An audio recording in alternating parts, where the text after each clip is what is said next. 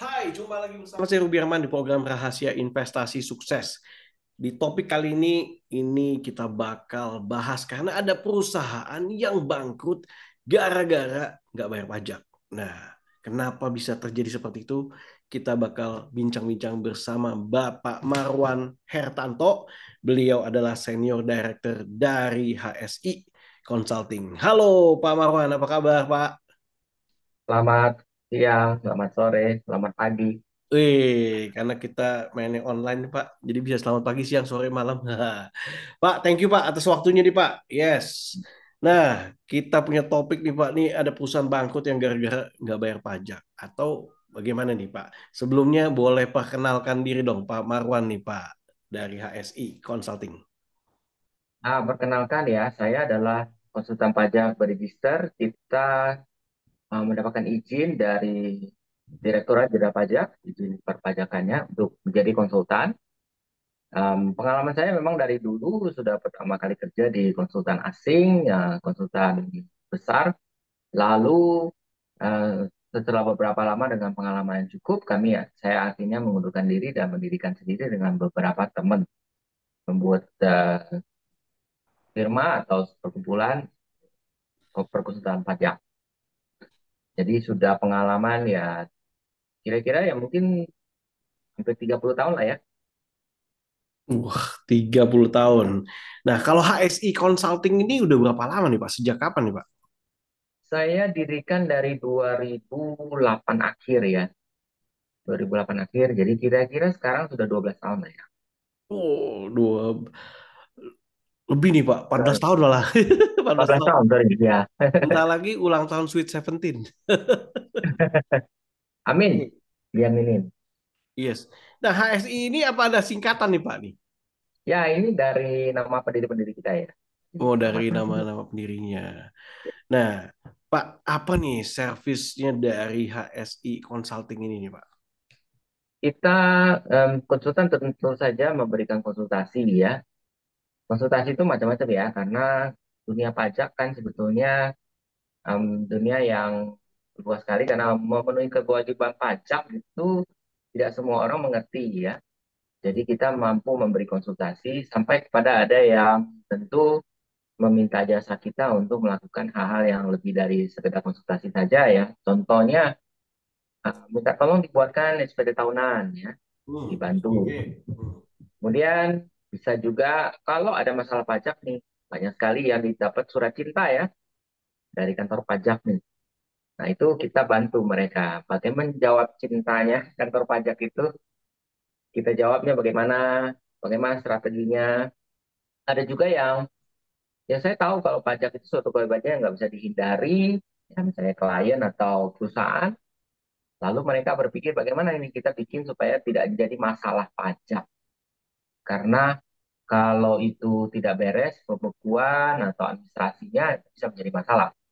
Ya, contohnya mungkin nanti kita cerita ya, kenapa jadi bisa jadi masalah pajak itu. Itu kami bantu klien seperti itu. Sampai kepada persiapan macam-macam ya. Ada yang persiapan untuk zaman sekarang ada perusahaan-perusahaan besar yang memerlukan studi khusus ya. Ya, yang berkenaan dengan apakah harga itu wajar. Karena memang dalam grup perusahaan kadang-kadang ada konglomerat atau grup perusahaan di mana mereka ada saling membuat perusahaan yang satu bergerak di bidang manufacturing, yang lain bergerak sebagai distributornya, tapi masih ownernya masih sama nih, grupnya masih sama nih.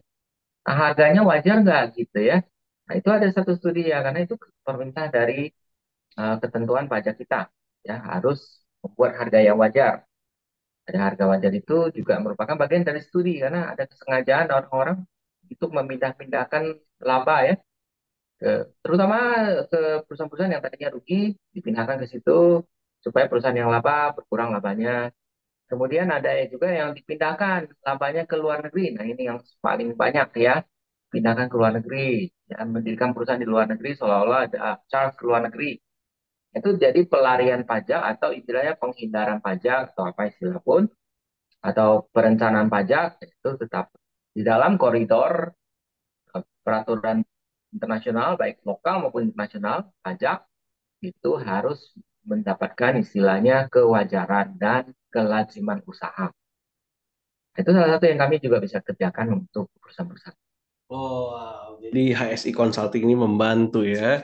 Jadi Ya, bagaimana baiknya sisi-sisi mana ya Pak ya. Nah Pak, tadi kan di awal kita ada info bahwa banyak perusahaan yang bangkrut gara-gara nggak bayar pajak.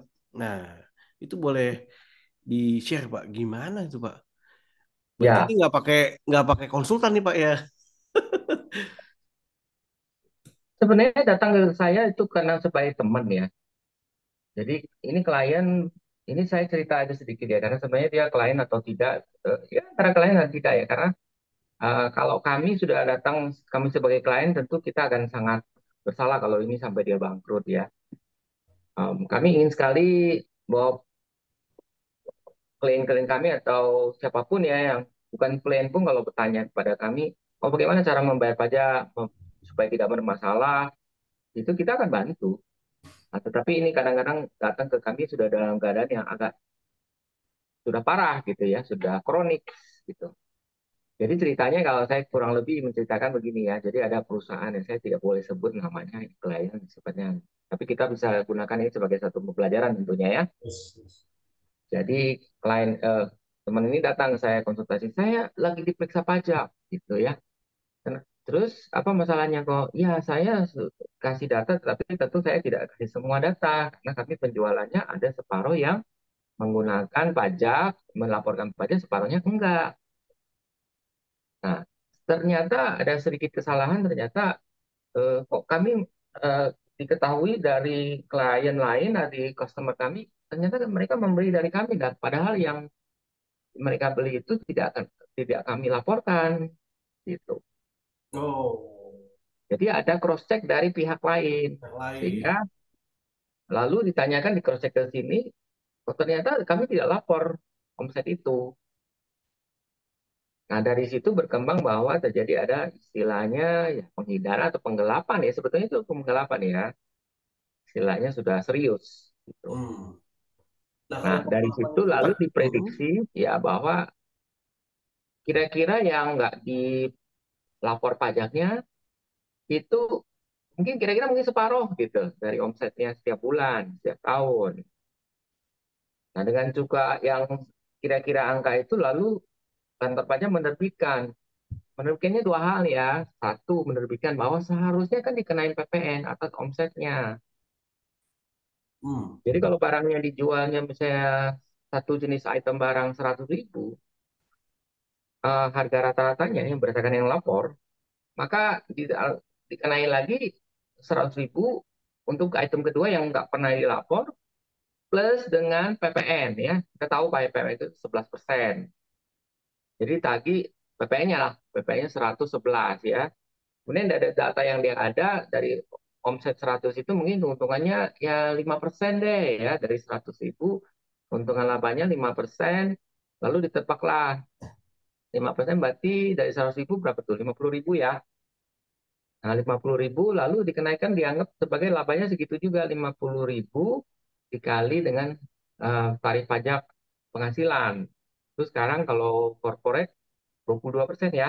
Hmm. Kalau dulu-dulu 25% tuh. Jadi kalau 25% disuruh bayar pada 50.000. 25% berarti 12.500 untuk Hmm. satu lembar atau satu produk barang yang dijual. Jadi ada dua pajak nih. Satu, dari 100.000 itu tadi kan ada 11%, yaitu berapa tadi? Berarti um, 11.000 ya. Lalu tambah lagi tadi 12.500 PPh ya. Ya, Iya. udah Jadi dua puluh kalau tiga dari ribu lima seratus ratus. ribu, kita ketahui kan, kalau kita memproduksi satu barang 100.000, nggak mungkin untungnya 100.000, benar nggak? Betul. Nah, tadi keuntungannya 5% kan? Ya. Mungkin keuntungannya lebih lah, tapi katakanlah memang benar sih 5%. Kan keuntungannya cuma 5%. 5% dari itu tadi berapa? 50.000 kan? Ya. Nah, terus sekarang dikenain berapa tadi? Dua Dikenain puluh tiga ribu lima ratus jadinya. 23.500. Itu udah berapa tuh? Kepotong kan semua kan? Iya. Jadi keuntungannya sisanya 27.000. Nah, kita kan katakanlah tadi kasusnya bukan gitu. Mungkin mereka keuntungannya tipis sekali ya, tipis sekali. Atau memang keuntungannya mungkin setengahnya gitu, setengahnya um, bukan setengahnya, mungkin mereka selama ini hanya lapor 10% ya. Jadi sekali saya nggak bisa pakai angka realnya si Kalain ini ya. Kenapa dia bangkrut ya. Jadi um, katakanlah dia keuntungannya hanya 2% deh. Ya, karena barang itu persaingannya tinggi, banyak bersaing, jadi harganya dia markupnya cuma 2%. Nah, kalau 2% dari 100.000 kan cuma berapa? 20.000 kan. Tadi kenanya berapa? 23.000 kan. Minus sih jadi Pak ya. Otomatis artis kegerus kan uangnya hanya untuk bayar pajak. Itu belum termasuk didenda loh. Karena kalau pajak sudah datang, itu kita sudah tutup buku kan. Hmm. Mereka periksanya bukan tahun 2022. Tahun di mana kita bicara kan mereka tahunnya misalnya 2017. Which is itu atau ya 5 tahun lalu kan. Nah, kalau 5 tahun lalu terus dia kenain denda, dendanya bisa berlipat-lipat juga. Terus nanti Hmm. tambah lagi dengan dianggap tidak buka faktur pajak 2%. 2% dari 100.000 itu dianggap kali lagi jadi 2% 20.000. Nah, jadi dari 23.000 tadi yang tadi PPh PPN tambah lagi denda yang 20.000. Jadi berapa? 63.000 ya. Iya, Nah, iya. itu mungkin kalau diterima sampai 3 tahun berturut-turut terus belum denda lagi. Karena kadang denda jadi maksimal denda bisa sampai 48% ya. Wow. Dendanya dari tadi itu. Jadi dari 63.000 semuanya dikali denda 48%. Berarti 100.000. Ini tadi ya. Dari harga barang 100.000 kita kena pajak 100.000 habis nggak uangnya? Habis Pak, iya. Sampai modal-modalnya habis nggak? Sampai modal-modalnya habis betul. Karena tadi ada Nah, denda, mereka pajak berutang jadi ya. si orang ini waktu datang ke saya sudah bilang dalam keadaan seperti ini. Terus dia bilang saya gimana ya caranya? Boleh nggak? Saya bilang kamu udah pada saat ini ya sudah ke saya sudah kondisinya demikian. Lalu yang terjadi coba minta dicicil. Tapi beberapa saat kemudian saya sudah dengar bahwa kantor pajak karena dia minta cicilnya nggak diizinkan atau mungkin cicilnya juga nggak sanggup, akhirnya dia menyerahkan diri, artinya pasrah. Istilah Jawa orang Jawa Timur saya dengar yang pasrah bongkoan. Jadi kemudian mulailah tindakan yang dilakukan oleh Dirjen Pajak yaitu melakukan blokiran rekening.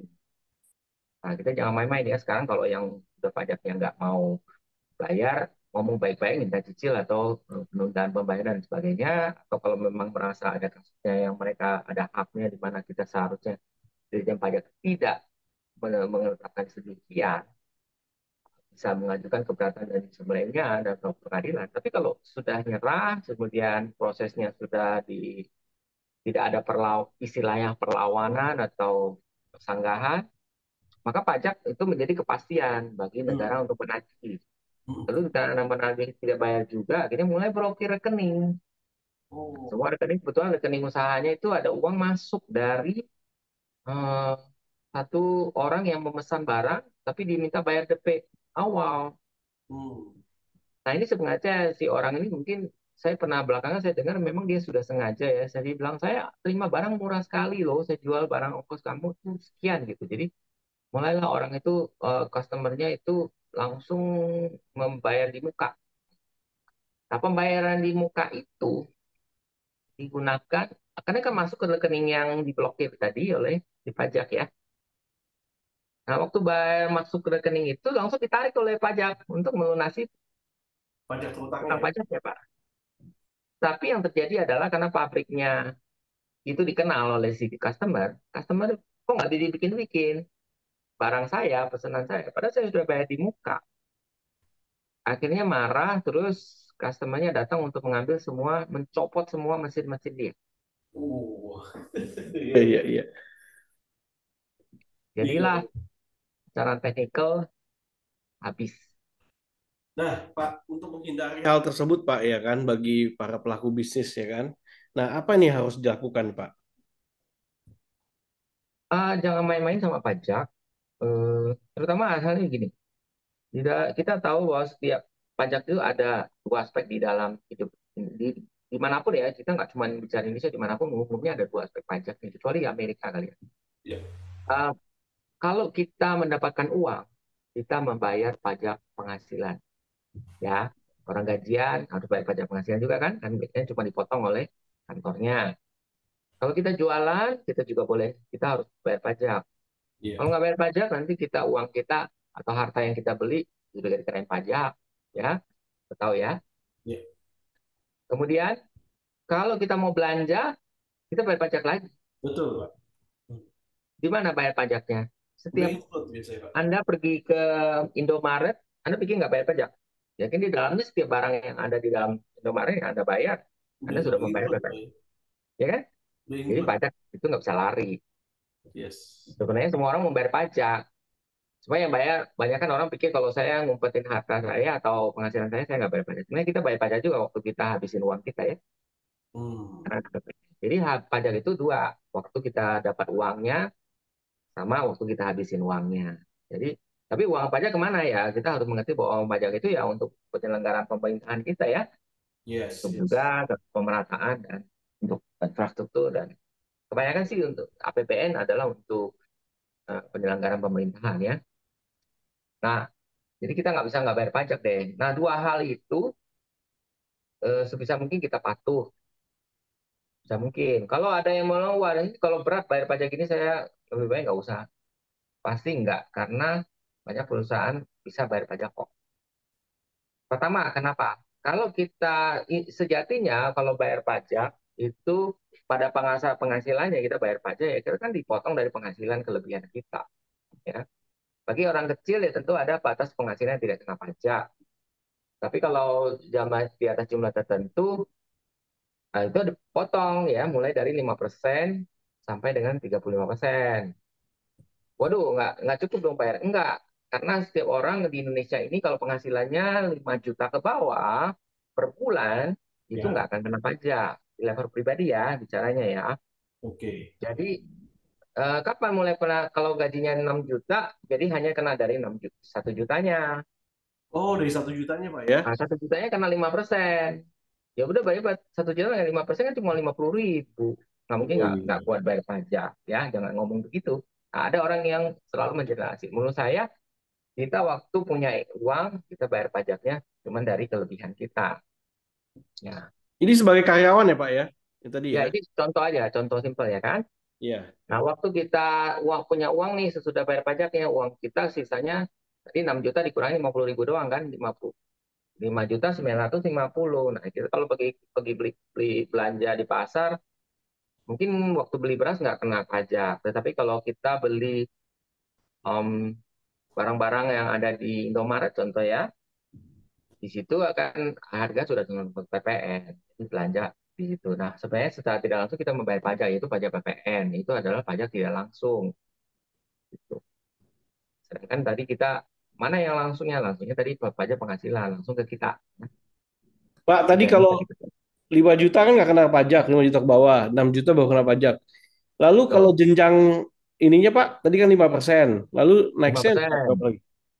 Nanti itu penghasilannya sebenarnya dasarnya hitungnya dari tahunan ya. Kalau kita 5 juta, Oh, saya bulanannya jatuhnya 5 juta ya. Karena setahun itu orang pribadi kan 54 juta ya. PTKP namanya penghasilan tidak kena pajak 54 juta. Kalau dibagi dengan 12 bulan, kira-kira berapa tuh? 4 juta 500 ya, sorry ya. 4 juta. Tapi hmm. biasanya kalau pegawai itu dapat inilah, dapat namanya pengurang 5% di jabatan. Jadi kira-kira 5 juta deh. Ngomong gampang Iya. aja ya. Nah, di atas itu berarti dengan 5%. Jadi kalau penghasilan setahunnya melebihi 54 juta, itu sampai dengan 50 juta pertama lagi. Jadi kira-kira 104 juta. Itu batasnya yang hanya yang sebesar 50 juta. Dari 104 dikurangi 54, ya, itu berarti 50. 50-nya kena 5%. Ya. Oh, Nah, di atas itu misalnya penghasilannya ternyata sudah sampai di atas 104. Jadi misalnya sampai dengan 200 ya. iya. 200 juta per tahun, itu nanti ada level lagi yang namanya 15%. Tapi tebalnya berapa? Nggak kena semuanya. Dari yang sudah dipotong dulu dengan yang Potong dulu ya, Pak, lapisan ya? pertama, lapisan Yang 54 tadi ya? kena pajak. Kenapa? Potong 54 tadi, Pak, ya? Potong 54 sama potong yang tadi yang kena sudah kena 100 juta, 50 juta pertama yang kena level 5%. Oh, iya, iya, iya, iya, iya. Jadi artinya apa? Ini sistem progresif ya. Tarif pajak kita makin ke atas, makin diambil makin banyak dari tambahannya. Bahkan Oh, pernah sekarang dari undang-undang yang baru itu dikenakan 35. Kalau penghasilannya 5 miliar setahun. uh, Ada nggak yang penghasilan miliar, miliar setahun? Adalah. ada ya Pak ya. Kecil banget deh yang mungkin konglomerat ya. Ngambil gajinya dari perusahaannya sendiri. Kan. Ah, 5 miliar. Nah itu yang kasusnya yang crazy rich ya. Iya Pak, Crazy Rich Pak ya. Iya iya. Crazy rich dong ya. Iya. Itu kita nggak akan kena selevel gitu deh. Biasanya umumnya ya, pengalaman saya kita kenanya 15%, nanti level manager mungkin ada yang udah kena mulai level yang ketiga lagi yang 25% gitu. Wow, gitu Pak ya. Nah, kalau gitu Pak, dalam ini tadi ya, secara profesional karyawan juga butuh ya diskusi tentang bagaimana nih handle pajaknya gitu Pak ya. Perusahaan juga butuh ya Pak ya. Nah, selain perpajakan ini Pak, HSI Consulting menangani servisnya apa lagi Pak? Kami sering mendapatkan juga karena website kami juga ada yang datang untuk menanyakan mengenai bagaimana berinvestasi di Indonesia ya dari luar negeri. Nah, itu kami kadang-kadang juga bisa membantu ya. Misalnya kadang-kadang dari kalau yang simple kami bantu kerjakan sendiri, tapi ada juga yang oh perlu konsultasi yang lebih jauh, ada konsultan investasinya atau agen yang bisa mengurusi untuk membuat perusahaan. Bisa juga dari kami referkan kepada eh, semacam kayak eh, institusi apa pengacara atau lawyer yang khusus di bidang investasi. Ya, kalau mau mendirikan usaha yang lebih serius seperti misalnya pabrik smelter ya, itu yang lebih serius itu perlu. Jadi, tapi kalau yang hanya untuk mendirikan usaha dalam rangka misalnya investasi dalam bidang properti, jadi banyak sekarang kan kita bisa tahu bahwa uh, perusahaan asing bisa nih membeli properti di Indonesia dan investasi dalam properti itu melalui suatu badan usaha yang khusus bergerak di bidang properti. Itu kita bisa mendirikan. Nah, itu bisa kita membantu dan mencarikan notaris yang mendirikan usaha PMA. Lalu dari situ mereka juga butuh jasa konsultasi perpajakan atau pelaporan perpajakan bulanan dan tahunan. Hmm, Termasuk oke. jasa yang kami bisa bantu ya sejauh beberapa jenis usaha yang tidak terlalu kompleks ya. Oke. Itu jasa konsultasi, investasi dan apa agen untuk membuat mendirikan usaha. Ya. Juga memberikan advisory kalau investasi seperti apa Hmm. gitu. Iya, iya. Nah, sebelumnya itu mungkin bisa ngobrol dulu, Pak ya, untuk bertanya lebih sebelum jauh lebih dalam lagi, Pak ya. Boleh. Yes. Nah, kantornya sendiri di mana nih, Pak? Kenapa? Kantornya di mana nih, Pak? Oh, kantor saya di Jakarta Selatan. Jakarta Selatan. Oke. Jadi ada yang bisa Google akan tahu kantor kami. Yes, nanti bisa atau saya tampilin ya, Pak ya, nanti di Ya, description boleh. HSI Consulting. Nah, Pak, ini kurang lebih Pak dalam perjalanan ini kan pasti banyak kasus-kasus yang ditangani, banyak hal yang dibantu gitu Pak ya. Nah, apa nih Pak menjadi core value dari HSI Consulting nih Pak atau rahasia suksesnya nih Pak? Kita berikan yang terbaik ya buat klien. Kita juga pertama kami juga menekankan bahwa servis kami itu berdasarkan kepada basis kepada knowledge ya dan experience ya. Sehingga kalau klien yang menghargai itu tentu akan menghargai kami bahwa jasa kita karena experience ya memberikan advice dari eh, peraturan dan sistem pajak di Indonesia yang orang awam akan awam ya akan bingung gitu. Lalu bagaimana itu menyikapinya sehingga eh, mereka bisa mengerti dengan bahasa yang lebih sederhana nih kalau pajak kami itu apa sih?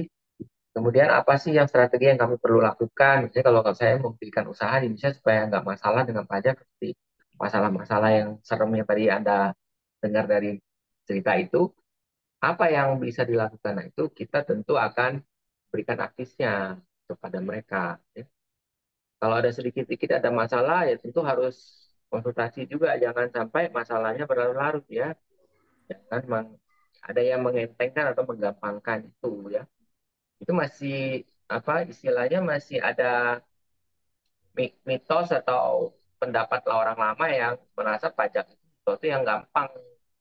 Nanti aja kalau kami sudah untung baru kami bayar belakangan.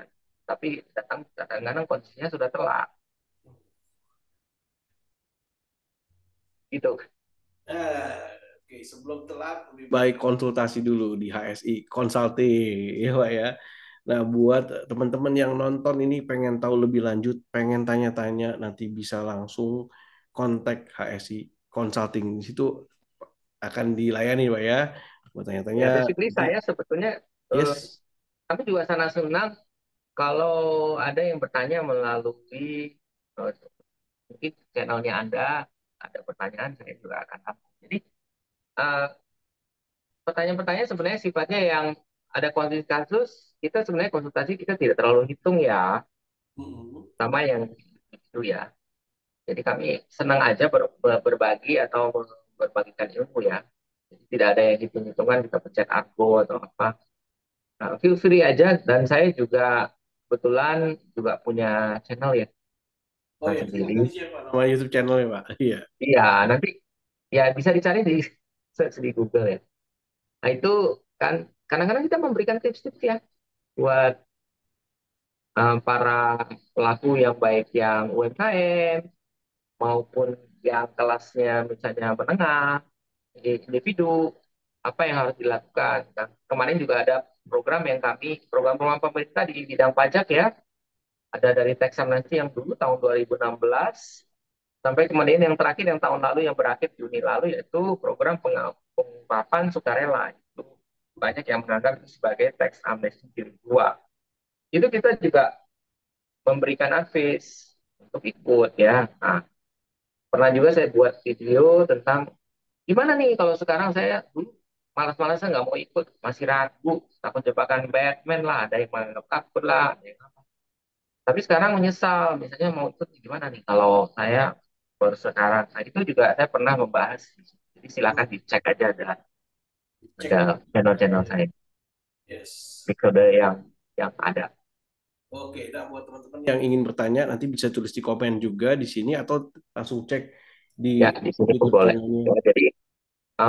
jangan khawatir kalau mau tanya, mau konsultasi, sebisa yang kami jawab ya. Tentu kalau kalau kadang-kadang yang sifatnya kompleks, di mana harus dibedah kasusnya secara khusus, nah itu mungkin baru kami mengajak bagaimana kalau kita jadi serius, mungkin bertemu, ada Hmm. yang tidak ada sungkan, ada yang mau menunjukkan dokumen, Yes. baru nanti kita istilahnya baru mulai membuka, Lebih menawarkan. jauh lagi ya Pak ya. Bisa Iya, bahas lebih jauh lagi. Oke, thank you so much nih Pak Marwan sudah sharing. Jadi kita mendapatkan insight-insight terutama tentang pajak. Jangan main-main sama pajak tentunya ya. Lebih baik ya laporkan. Jadi biar nggak kena denda dan juga nggak kena hukuman yang lainnya ya Pak ya. Oke, sekali lagi buat teman-teman semua yang ingin bertanya, nanti bisa tulis di komen atau tadi kunjungi langsung HSI Consulting ya. Semoga bermanfaat. Ya, mungkin Pak Marhan ada yang ingin disampaikan sebelum menutup video ini, Pak? Jangan takut sama pajak, pajak itu juga kewajiban kita dan hak kita. Kenapa kewajiban ya? Karena undang-undang mewajibkan kita harus wajib. Tapi kita juga berhak untuk menanyakan uang pajak kita kemana. Sudah jadi jalan atau penyelenggara pemerintah yang baik atau tidak. Kita berhak mengontrol. Tetapi jangan apatis, uang pajak tidak mau bayar, um, bukan urusan saya atau nanti aja. Karena secara individu kita akan dirugikan kalau kita tidak berpartisipasi di dalam pajak. Nah, sejak dari UMKM, banyak fasilitas pajak bagi yang sudah menengah atau besar, um, administrasi pajak dan pembukuan agar lebih rapi. Perhatikan juga unsur untuk pembukuan akan ketepatan waktunya. Kalau ada perlu konsultasi dengan makin berkembangnya usaha, silakan cari konsultan pajak yang bisa memberikan jawaban atau solusi yang baik ya. Itu demikian dari saya. Oke, thank you so much Pak Marwan. Semoga bermanfaat. Nah, demikian teman-teman bincang-bincang saya bersama Pak Marwan. Beliau adalah Senior Director dari HSI Consulting. Semoga bermanfaat. Jangan lupa untuk informasi lebih lanjut bisa cek di description kantornya HSI Consulting. Sampai jumpa di next episode. Saya Ruby Herman. Bye-bye.